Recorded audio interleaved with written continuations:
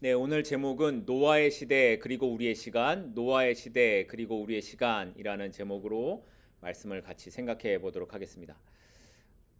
올 여름에 전 세계가 기후 문제로 힘든 일들이 되게 많이 있었습니다. 말도 안 되는 더위로 고생하는 곳도 있었고, 캘리포니아처럼 끊이지 않는 산불이 발생하는 곳이 있는가 하면 태풍으로 재산 피해를 입은 그런 곳들도 많이 있었습니다. 여러분도 뉴스를 통해서 들어보셨을 텐데요.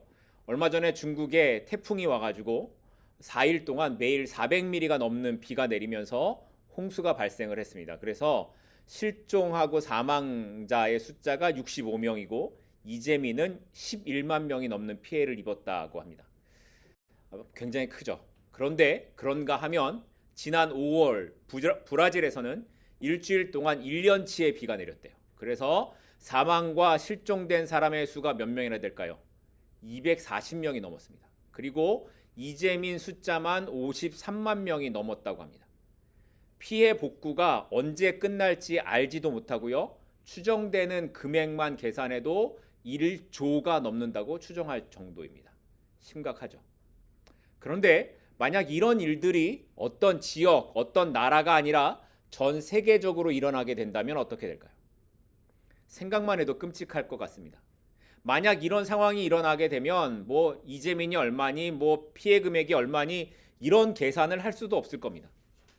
그런데 약 5천 년 전 지구에 이런 홍수가 일어나서 이 땅의 모든 생물이 다 죽고 노아의 방주 안에 들어간 사람들과 생물들만 살아남은 사건이 있었다고 성경이 기록합니다. 알고 계시죠? 창세기 7장을 보게 되면 당시에 하늘에 창문이 열린 듯이 물이 쏟아져 내렸고요. 땅에서는 샘이 터져 물이 쏟아져 올라와 높은 산들까지 다 물에 잠겼던 그런 시간이 있었습니다. 그리고 그때에 이 땅에는 아무것도 살아남을 수 없는 심판의 시간이었다고 기록합니다. 그런데 여러분 좀 이상하지 않으십니까? 창세기 1장에서 하나님께서 사람을 만드신 후에 뭐라고 말씀하셨죠? 생육하고 번성하여 땅에 충만하라 라는 거였습니다. 그러니까 땅에 가득하게 되는 것이 누구의 뜻이에요? 하나님의 뜻이었다라는 거예요. 그런데 1600년 정도가 지나고 나니 사람들이 땅에 번성하게 되었을 때에 하나님께서 세상을 어떻게 하십니까? 물로 심판하셨다는 겁니다. 자, 그러면 왜 그렇게 하셨을까요? 왜 하나님께서 세상을 이렇게 물로 심판을 하셨던 걸까요? 그래서 오늘 우리는 본문을 통해 그들이 살았던 이 삶에 대해 한번 생각해 보려고 합니다. 먼저 1절로 가겠습니다. 오늘 본문 1절입니다. 사람이 땅 위에 번성하기 시작할 때에 그들에게서 딸들이 났다라고 합니다. 우리가 지난 창세기 5장에서 살펴봤듯이 당시 사람들은 대략 얼마 정도 살았습니까? 900년 정도의 세월을 살아갔죠. 그렇게 오랜 시간을 살아가면서 자녀들을 낳았습니다. 그러니 노아 때까지 얼마나 많은 사람들이 있었겠습니까? 그래서 1절의 표현처럼 사람이 어떻게 하기 시작할 때에 번성하기 시작할 때라는 겁니다. 그런데 문제는 여기서 시작됩니다. 사람들이 이렇게 많아지니까 사람들이 다른 생각을 하기 시작했다라는 거예요. 예전에 사람들이 적었을 때 셋은 아들을 낳고 아들의 이름을 뭐라고 불렀습니까? 에노스라고 불렀어요. 이 뜻이 뭐였다고요? 연약하다라는 뜻이었습니다. 연약한 상태였다라는 거예요. 그리고 그 연약할 때에 사람들이 뭘 불렀다고요? 여호와의 이름을 불렀다고요. 그런데 이제 사람들이 번성하고 커지고 힘이 생기기 시작하니까 자꾸만 사람들이 다른 생각을 하는 거예요. 그래서 어떤 일이 일어나게 됩니까? 1절 뒷부분을 있는 것처럼 그들에게서 누가 태어났다? 딸들이 태어났다라는 거예요. 그리고 하나님의 아들들이 이 딸들을 선택하는 일들이 일어났다라는 겁니다. 사람은 가진 것이 많아지고 커지게 되면 그만큼 하나님과 관계없는 삶을 살아갑니다. 분명해요. 정말 죽을 힘을 다해 하나님을 생각하지 않으면 사람은 커지고 많아지는 순간 하나님을 떠난 삶을 살거나 아니면 하나님께서 개입하시는 인생을 살아가지 않으려고 합니다. 이걸 잘 보여주는 사람이 있어요. 누굴까요? 구약 시대에 나타나고 있는 이스라엘의 첫 번째 왕 사울입니다. 사울이 처음부터 하나님을 떠난 삶을 살았습니까? 아닙니다. 그가 왕이 되기 전에 했던 그의 고백을 보면 그는 자기 자신을 가리켜 스스로 작은 자라고, 나는 이런 왕의 일을 감당할 만한 사람이 아니라고 고백합니다. 그런데 그랬던 그가 왕이 되고 많은 것을 누리게 된 후에는 어떻게 달라집니까?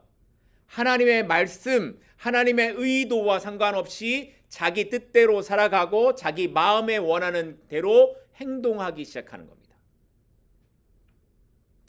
여러분 생각할 때 사울이니까 그렇게 살았지 나는 다를까요? 아닙니다. 분명한 건 저는 사울보다 더하면 더했지 사울보다 못하지는 않을 것 같습니다. 그래서 성경이 뭐라고 말하냐면 성도의 힘은 강함이 아니라 그리스도 안에서 약함이라고 말씀하고 있는 거예요. 그러니 우리에게 조그마한 힘이 생길 때, 조금 더 많은 것이 주어질 때, 그때 뭘 생각해야 돼요? 내가 영적으로 문제가 생길 수 있겠구나 하는 생각을 잊지 말아야 된다는 거예요.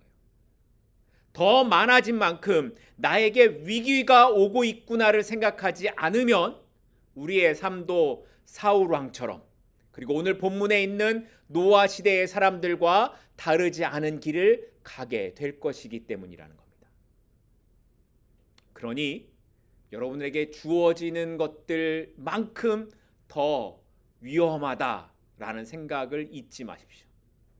여러분이 누리는 것만큼 하나님 앞에 더 가까이 가야 된다라는 생각을 놓치지 않기를 바랍니다. 자, 이런 길을 가던, 이런 삶을 살아가던 이들에게 이제 어떤 모습이 나타나는가? 2절부터 본격적인 그들의 모습이 나타납니다. 2절입니다. 하나님의 아들들이 사람의 딸들의 아름다움을 보고 자기들이 좋아하는 모든 여자를 아내로 삼는지라. 자, 여기 2절을 보시면 두 부류의 사람들이 등장을 하죠. 누구입니까? 첫 번째 사람들은 하나님의 아들들, 그리고 두 번째 사람들은 사람의 딸들입니다. 자, 이 하나님의 아들들과 사람의 딸들이 그런데 어떻게 했다고요? 서로 결혼을 했다고요. 여러분, 이게 문제가 있습니까? 서로 결혼했다라는 게 무슨 문제가 될까요?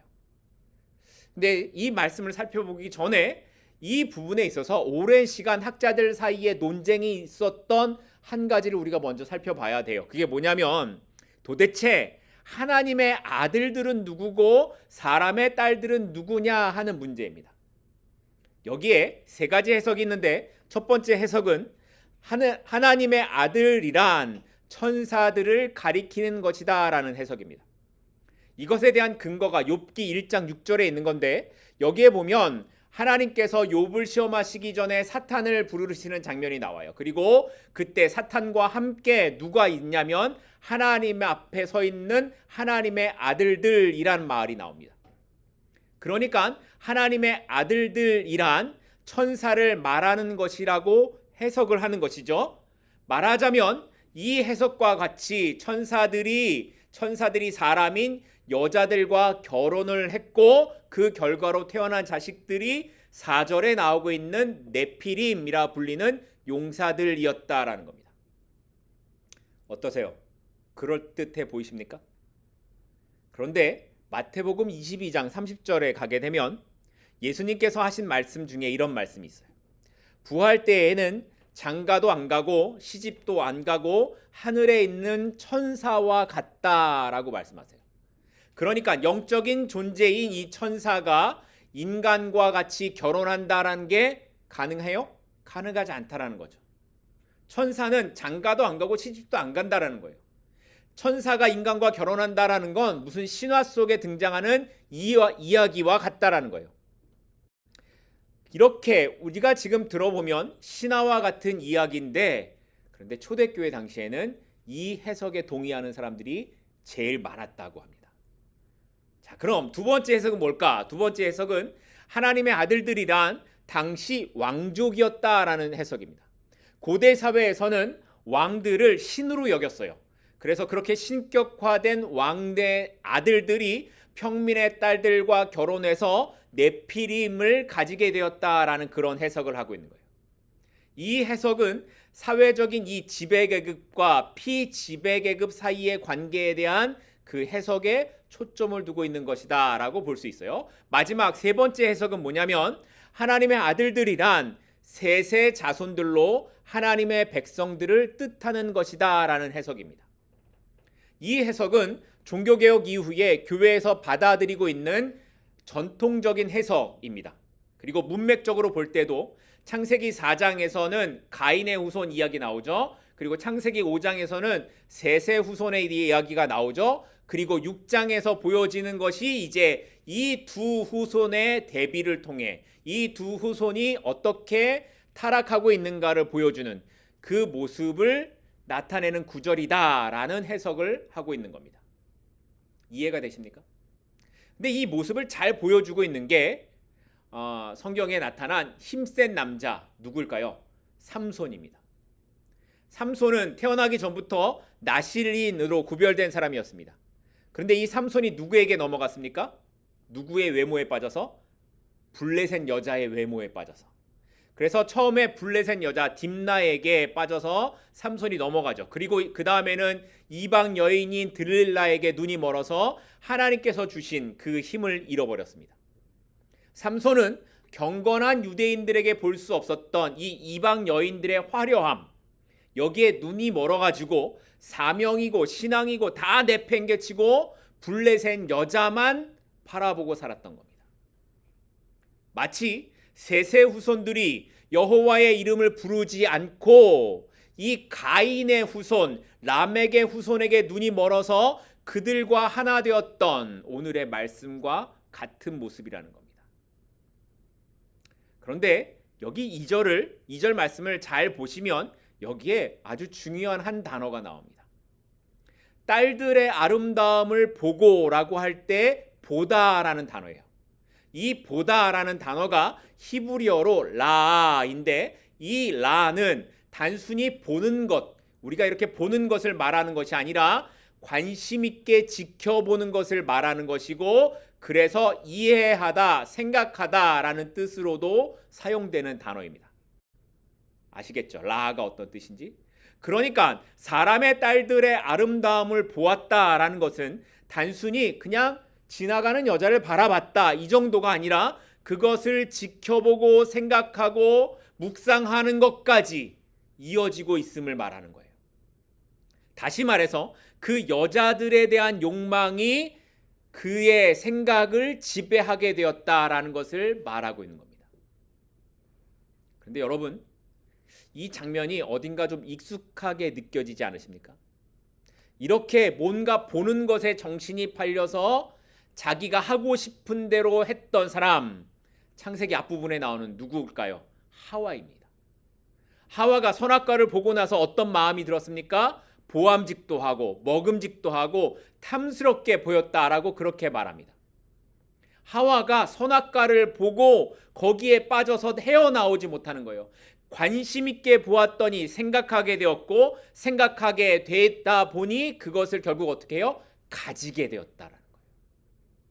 하와가 선악과를 따먹었을 때 사용했던 단어가 가지다라는 뜻의 히브리어 라카흐인데, 이 단어가 어디에서 다시 등장을 하는지 아십니까? 바로 오늘 본문 2절에 있는 아내로 삼았다라는 그 단어에 다시 등장을 합니다. 우리말 성경은 이것을 좀 순하게 번역하느라 의미가 좀 사라져서 딸들과 결혼해서 아내를 삼았다 이렇게 좀 표현하고 있지만, 원어대로 번역하면 자기들이 좋아하는 모든 여자를 선택해서 가졌다. 선택해서 가졌다 이렇게 번역하는 것이 더 맞습니다. 마치 하와가 선악과를 보다가 결국에 그것을 가졌던 것처럼 6장에 와서는 하나님의 아들들이 사람의 딸들의 외모만 바라보고 그것을 생각하다가 자기 마음에 원하는 대로 가지게 되었다라는 이 두 상황을 똑같이 보여주고 있는 거예요. 하와의 모습이 다시 어디에서 나타난다고요? 6장 노아 시대에서 다시 나타나고 있는 거예요. 하와의 죄와 노아 시대의 사람들의 죄가 어떻다라는 거예요? 똑같다라는 거예요. 에노스 시대에 여호와의 이름을 불렀고 에녹의 시대에는 심판이 올 것을 생각하면서 살았지만 셋의 후손들은 결국에 보기에 좋은 것, 세상의 화려함을 따라서 살아가게 되는 그런 인생이 되고 말았다는 겁니다. 조상 하와의 잘못을 그대로 따라가고 있는 겁니다. 자, 그러면 우리는 어떻다는 거예요? 그들은 그렇게 살았는데 우리는 어떻다는 거예요? 성경이 이 말씀을 통해 너희들도 똑같다라는 겁니다. 우리도 똑같다라는 거예요. 우리도 하와의 길, 하나님의 아들들의 길을 갈 수밖에 없는 연약한 존재들이라는 것을 말하고 있는 겁니다. 그러니 본다는 것이 이렇게 중요한 겁니다. 우리가 세상을 어떻게 보고 또 그 보는 것을 어떻게 생각하느냐에 따라 우리의 마음이 달라지고 우리의 가지려고 하는 것이 달라지고 우리의 행동과 삶이 달라지기 때문이라는 겁니다. 오늘도 우리는 매일매일의 세상 속에서 수많은 유혹과 시각적인 자극 속에 살아가고 있습니다. 잠깐만 방심하면 우리의 보는 것이 우리의 영적인 것을 집어삼키고 우리 안에 있는 욕망을 불어일으키는 것들이 너무나 많은 세상에서 우리가 살아가고 있습니다. 지금 세상의 가치관이 말하고 있는 게 뭐예요? 네가 중심이라는 거예요. 너를 위해서 살아야 된다라고 말하고 있습니다. 그래서 즐거움과 아름다움과 화려함에 눈을 떼지 못하게 그렇게 세상이 우리를 유혹하고 있습니다.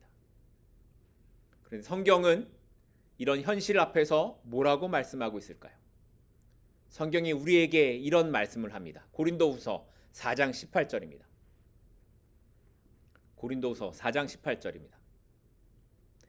우리가 주목하는 것은 보이는 것이 아니요 보이지 않는 것이니 보이는 것은 잠깐이요 보이지 않는 것이 영원함이니라. 우리의 싸움은 뭔가 대단한 것이 아니라 바로 이 싸움을 하는 것이라는 겁니다. 세상의 화려함을 봐야만 하는 이 현실 속에서 그것을 바라보지 않고 그것을 주목하지 않고 그것을 생각하지 않고 보이지 않는 나라, 어디요? 하나님의 나라, 천국을 바라보는 그 싸움을 하는 것이 우리의 싸움이라는 거예요. 이것이 성도의 싸움이라는 거예요. 여러분은 어떤 싸움을 하고 계십니까? 결국 이렇게 가인의 길과 하나 된 사람들에게 내려진 하나님의 결정은 무엇입니까? 그래서 죽음밖에 없었다고 성경이 이야기합니다. 오늘 본문 3절입니다. 여호와께서 이르시되 나의 영이 영원히 사람과 함께 하지 아니하리니 이는 그들이 육신이 됨이니라. 그러나 그들의 날은 120년이 되리라 하시니라. 하나님의 영이 사람과 함께 하지 않는다. 하나님의 영이 사람에게서 떠난다라고 하는 것이 무슨 말일까요? 태초에 하나님께서 흙으로 사람을 만드신 후에 그 코에 생기를 불어넣으셨습니다. 그리고 그것이 사람이 다른 피조물과 다른 유일한 점이었습니다. 그런데 그 하나님의 영이 이제 사람과 함께 하시지 않는다고 하는 겁니다. 그래서 그들은 이제 육신, 그냥 본능처럼 사는 동물과 같이 되었다는 겁니다.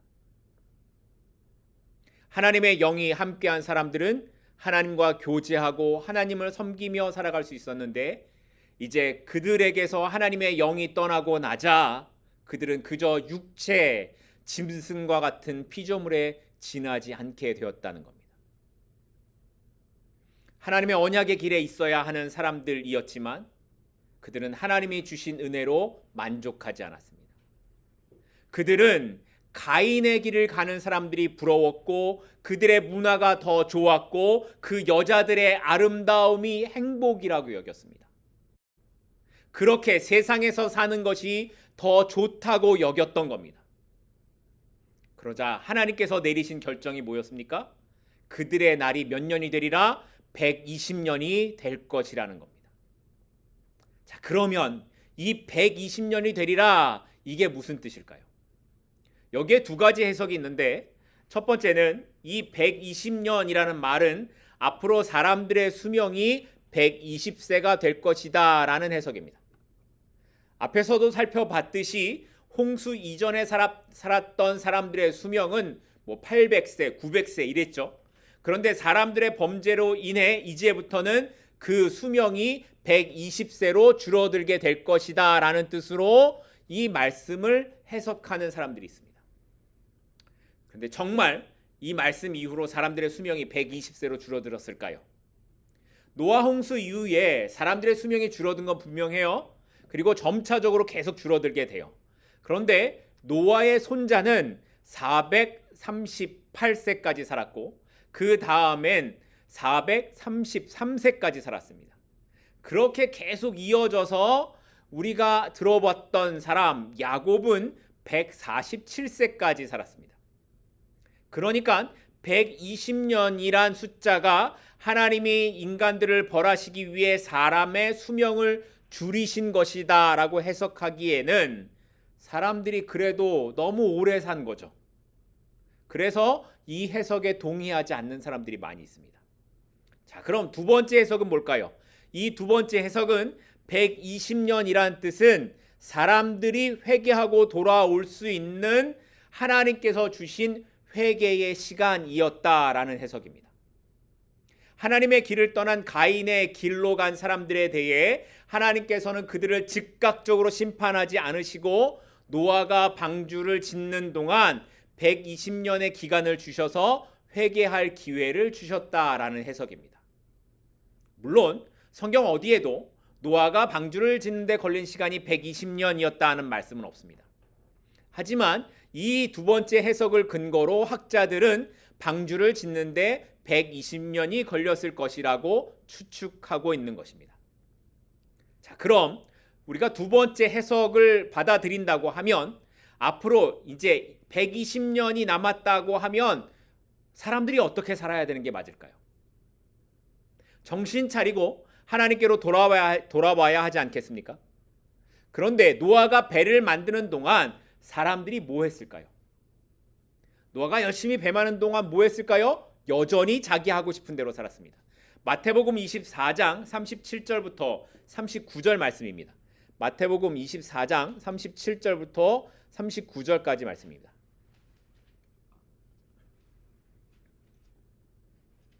노아의 때와 같이 인자의 임함도 그러하리라. 홍수 전에 노아가 방주에 들어가던 날까지 사람들이 먹고 마시고 장가들고 시집가고 있으면서 홍수가 나서 그들을 다 멸하기까지 깨닫지 못하였으니 인자의 임함도 이와 같으리라. 노아 시대에 사람들이 어떻게 살았다고요? 그냥 다 사는데 정신을 빼앗기고 살았다라는 거예요. 정말 하나님의 심판이 1년 뒤에 임한다고 하면 사람들이 다 회개하고 돌아왔을까요? 아닙니다. 사람들이 그렇게 변하지 않았다라는 거예요. 그것에 신경 쓰지 않고 그들은 똑같이 먹고 마시고 장가들고 시집가는 일에 정신이 팔려서 살았다라는 거예요. 그럼 오늘날 우리는 어떨까요? 우리에게 하나님의 심판이 임할 것이다 라고 말씀을 전하면 사람들이 하나님께로 돌아올까요? 그렇지 않다라는 거예요. 노아 시대의 사람들과 똑같이 살아갈 겁니다. 노아 시대의 사람들이 언제 내가 틀렸구나를 깨달았습니까? 그들이 멸하게 되는 그 시간, 비가 와도 몰랐어요.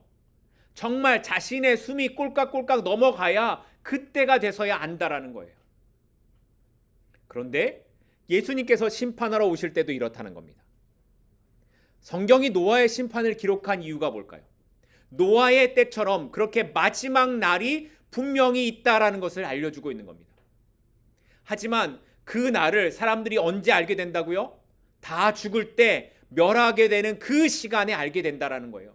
120년의 시간을 줘도 돌아오지 않는 사람들처럼 오늘도 많은 사람들은 하루하루를 살아가면서 뭐에만 초점을 두고 살아요? 먹고 마시고 즐기고 놀고 시집가고 장가가는 그것 자기 자신에게만 초점을 두고 살아간다라는 거예요.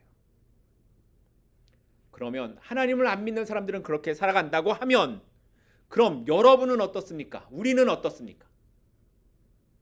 우리는 하나님의 기다리심의 시간 앞에서 어떤 삶을 살아가고 있습니까? 우리에게 주어진 시간이 얼마가 될지 우리는 알 수 없지만 성경이 우리에게 말씀하고 있는 건 지금이라는 겁니다. 지금 돌아서지 않으면 비가 와도 하나님께로 돌아가지 않는다는 거예요. 지금 돌아서지 않으면 그 날의 시간을 알 수 없고 그때를 알면 이미 늦는다는 겁니다. 자, 그럼 이런 인생을 살아가는 그 삶의 결과는 어떻게 되게 될까요? 우리가 지난 몇 주에 걸쳐서 살펴봤듯이 가인의 길과 아벨 그리고 셋의 길은 어떻게 다르게 나타났습니까? 가인의 후손들이 잘 살았습니까? 셋의 후손들이 잘 살았습니까? 아시는데 말씀 안 하시는 거죠. 가인의 후손들이 훨씬 더 잘 살았어요. 그런데 하나님의 아들들과 사람의 딸이 결혼한 후에도 비슷한 일이 일어나요. 볼까요? 4절입니다. 당시의 땅에는 네피림이 있었고 그 후에도 하나님의 아들들이 사람의 딸들에게로 들어와 자식을 낳았으니 그들은 용사라 고대에 명성이 있는 사람들이었더라.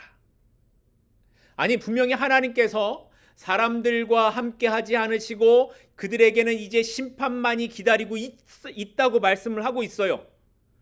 그런데 이 사람들, 이렇게 죄악된 인생을 살아가는 사람들의 낳은 자녀가 뭐가 되었다고요? 네피림. 다른 말로 오늘 보니까 용사이고 명성이 있는 사람들이 되었다라는 거예요. 여러분, 이 모습이 복입니까? 심판입니까? 여러분이 자녀를 낳았어요. 그런데 그 애가 사람들에게 인기도 많고요, 싸움도 잘하고요, 뭐만 하면 사람들이 막 인정을 해주는 거예요. 그래서 이름도 날리고 막 그렇게 되면 부모의 마음은 어떻겠습니까? 별로 생각을 안 해보셔서 부모의 마음이 좋겠죠, 당연히. 자녀들이 힘있고 능력있고 유명하고 아름답게 되는 것, 그것이 부모의 바람 아닙니까? 우리가 자녀들을 위해 그런 기도하지 않습니까? 그런데 사람의 딸들과 결혼했더니 그런 애들이 태어났다는 거예요. 하나님을 떠난 삶을 살았는데 그런 애들이 태어났다는 거예요. 하나님과 다른 길을, 하나님의 뜻과 다른 길을 갔는데 너무 잘 되지 않습니까? 그런데 하나님을 믿는 성도들의 기도 제목도 이런 것과 크게 다르지 않는 데 있습니다. 자녀들이 세상에서 성공하고 이름을 날리고 멋지게 살아가는 것이 목적이 돼서 아이들을 키우고 그렇게 해달라고 기도하는 겁니다. 왜 그럴까요? 왜 부모들이 그렇게 기도할까요? 내가 가진 가치관이 그렇기 때문입니다. 목사이고 장로이고 집사이지만 내가 가진 가치관이 세상에 있으니까, 세상에서 보여지는 것에 있으니까 자녀들의 복이 거기 있다고 생각하는 겁니다. 그런데 이렇게 하나님의 길을 떠나서 세상의 것을 갖기 위해 살아간 그들의 삶이 결국 어떻게 되었습니까? 어떤 모습이 되었습니까? 오늘 본문 5절입니다. 여호와께서 사람의 죄악이 세상에 가득함과 그의 마음으로 생각하는 모든 계획이 항상 악할 뿐임을 보시고. 처음에는 자기 마음에 드는 것을 보고 가지는 것이 좋다라고 생각했을 거예요. 아니, 이게 뭐가 문제가 될까 생각했을지도 모릅니다. 그런데 그렇게 살아가다 보니 삶의 목적이 세상에서 힘 있는 자로, 명성 있는 네피림과 같은 모습으로 사는 것이 되고 말았습니다. 그리고 그렇게 살아가다 보니 삶의 모습, 그 결국이 어떻게 나타났다고요? 죄악이 가득하고 마음에 생각하는 모든 것이 항상 악한 것밖에 없는 모습밖에 남지 않았다라고 말씀하고 있는 겁니다. 세상의 명성을 갖고 세상의 좋은 것들을 누리고 많은 것들을 얻게 되면 다 좋을 줄 알았어요. 그런데 그런 삶의 결국은 결국 악함과 죄악에 가득한 그 삶을 살아가게 되더라는 겁니다. 결국 하나님께서 이들을 보시고 이렇게 말씀하십니다. 오늘 본문 7절입니다. 이르시되 내가 창조한 사람을 내가 지면에서 쓸어버리되 사람으로부터 가축과 기는 것과 공중의 새까지 그리하리니 이는 내가 그것들을 지었음을 한탄함이니라 하시니라. 하나님께서 어떻게 하신다고요? 쓸어버리시겠다고요. 그런데 그 쓸어버리시는 하나님의 마음이 어떻다고요? 한탄하시는 마음이라는 거예요. 이 말은 하나님께서 하셨던 일에 대한 후회가 아니라 하나님의 감정을 인간의 표현으로 이렇게 표현한 겁니다. 하나님께서 사람을 만드시고 얼마나 기뻐하셨습니까? 보시기에 심히 좋았던 그 인간의 모습이 그런데 이제는 타락과 죄의 모습으로 가득해서 하나님을 완전히 떠난 그런 모습만이 나타나니 하나님께서 아파하시는 그런 모습을 표현하고 있는 겁니다. 그러니까 하나님께서 이 인간들을 심판하시는 모습은 인간의 타락한 모습을 보시고 야, 이런 놈들은 다 필요 없어, 다 죽여, 이런 것이 아니라 그들의 모습을 보시고 아파하시고 안타까워하심에도 하나님의 공의와 거룩함 앞에 이런 죄로 가득한 것을 그냥 두실 수 없기에 심판하시는 하나님의 모습을 보여주고 있는 것입니다. 하나님이 우리를 보시면서 어떤 마음으로 바라보고 계실까요? 하나님이 나의 삶을 바라보시면서는 어떤 마음을 갖고 계실까요? 안타까워하시는 모습일까요? 아니면 기뻐하시는 모습일까요? 이제 말씀을 맺으려고 합니다. 지금 우리가 살아가는 세상의 문제는 교회가 없는 것도 아니고 예배드리는 성도들이 없는 것도 아닙니다. 수많은 사람들이 하나님을 믿는다고 고백하면서 살아가고 있죠. 저와 여러분도 그렇습니다. 그런데 그 하나님의 자녀들이 무엇을 보고 있는가, 무엇을 마음에 두고 생각이 멈춰 있는가 하는 이것이 문제입니다. 우리의 시선이 세상의 좋은 것과 화려함에 멈추어 있다면, 우리의 시선이 네피림처럼 더 잘나고 더 유명해지고 더 부유해지는 것에 멈추어 있다면 우리의 모습은 오늘 성경의 말씀처럼 그 마음에 생각하는 것이 항상 악한 것뿐이다로 갈 수밖에 없는 인생이 되고 말 것입니다. 하나님께서 노아 시대의 사람들처럼 오늘도 우리를 기다리고 계심을 기억하십시다. 120년의 시간을 주셔서 사람들이 돌아오기를 기다리셨던 것처럼 오늘도 하나님께서는 우리를 기다리고 계십니다. 먹고 마시고 즐기고 그날이 언제 오겠냐고 조롱하던 노아 시대의 모습처럼 세상은 그 날이 언제 오겠냐고 말합니다. 심지어 성도인 우리들도 그 날을 생각하지 않고 살아갈 때가 많은 것 같습니다. 그런데 성경은 분명하게 말씀하고 있습니다. 노아의 때와 같이 그 날이 반드시 올 것이다. 그렇게 진멸되는 그 때가 돼서야 그것을 알게 될 것이다 라고 말씀하고 있습니다. 이제 여러분은 어떤 삶을 살아가시겠습니까? 점점 더 마지막 날을 향해 가는 이 시간 속에서 여러분은 무엇을 보고 무엇을 기대하고 어디에 소망을 두고 살아가시겠습니까? 우리의 소망이 하나님께 있기를 바랍니다. 우리를 기다리시고 참으시고 인내하시는 그 하나님께로 우리의 삶을 하나님 앞에 드리며 나아가는 우리 모두가 될 수 있기를 간절히 소망하고 축복합니다. 기도하겠습니다.